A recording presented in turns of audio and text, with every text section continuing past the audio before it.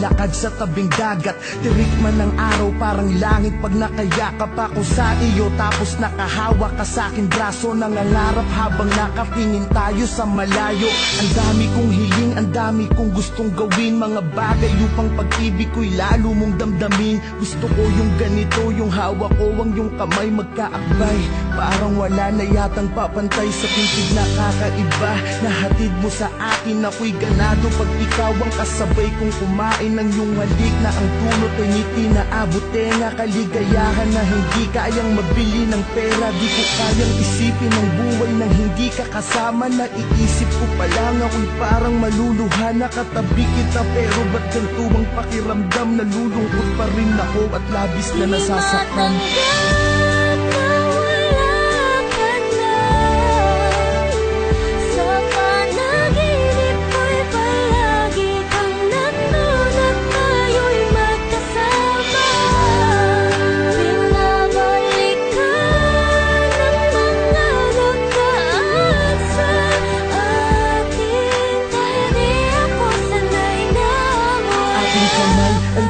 Isa at ikinorting puso, tanda ng pag-iibigan natin hindi susuko sa kahit anong hamon sa ating pagsasamahan. Tumanda man tayo, hindi magkakasawaan. Gusto ko yung ikaw ay lagi kong sinusurpresa. Walang imposible pagdating sa'yo, aking prinsesa. Dito tayo sa gitna ng hugis pusong kandila, magpapakaromantiko ko upang mapangiti ka. Mga litrato natin ay itatali sa mga lobo, kakantahang kita kahit medyo wala sa tono. Maipadama ko lang kahit sa simpleng paraan kung paano kita mahalin at pahalagahan. Sinusumpa ko sa harapan ni Ama na sa lahat ng sandali at oras mahali ingatan kita. Pero bakit ganito ang bigat ng pakiramdam? Nalulungkot ako parang may problemang dinadamdam.